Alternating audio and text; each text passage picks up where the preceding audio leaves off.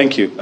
Well, I feel that the president had almost a month's notice before this protest happened, and this gave them enough ample time to be able to plan strategy and responses to what Nigerians have been calling out for, which is hunger, pervasive hunger in the land, huge unemployment, reduced income, and people just not being able to cope.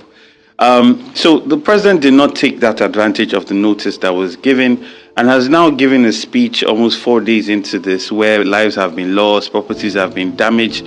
And even in the speech, you find that they are also victims of their own propaganda. You talk about increasing the amount of oil production to 1.6 billion barrels when it's barely about 1.2 billion. We talk about people investing in the sector when we know for a fact that most companies are pulling out and investing in other African countries.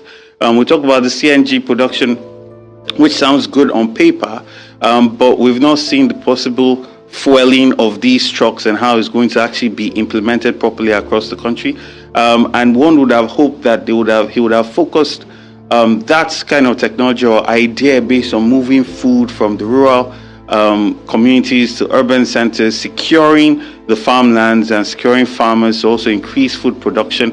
That was an opportunity that was missed, in my opinion. But more than anything, I experienced or I saw a very flaccid attempt at empathy, because empathy is also action that will show a broad-based cut-cutting strategy in governance. Because one of the things that's paining Nigerians is they're in the midst of so much poverty, in the midst of so much hunger, and they are reading things about a new private jet that is bought, 21 billion being budgeted for one man and his family in a house, extravagant expenses of our commonwealth.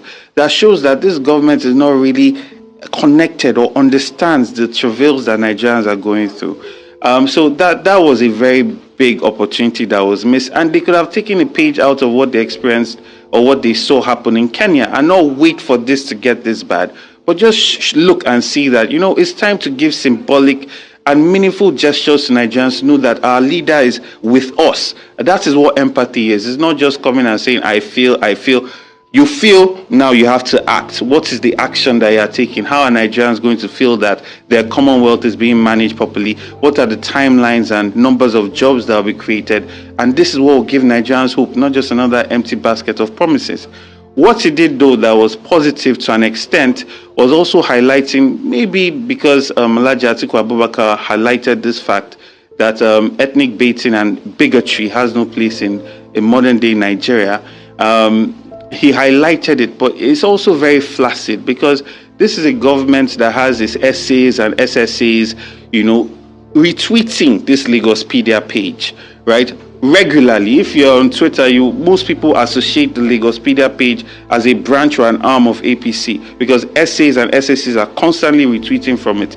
You have a media aide by Ononuga that has come out to say very bigoted statements consistently, and there's no way that your principal will not be okay with these things, and these things are done consistently. So now that it has been brought up, I expect to see people being picked up, people being questioned for this kind of instigation and trying to rip our social fabric apart. And this is not just on the APC side.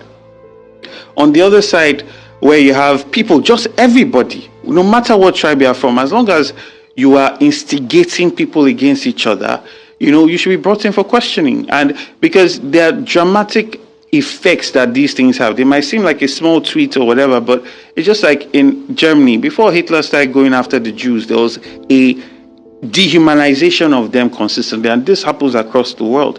And that dehumanization is what allows for violence to happen. I mean, since 1979 or since 1999, there's no group of people that have been targeted the way non-Indigenous and Igbos were in the last election. And it's truly disgusting. So it's not just about having superficial statements being made. We need to aggressively cut down bigotry in Lagos, in Nigeria as a whole.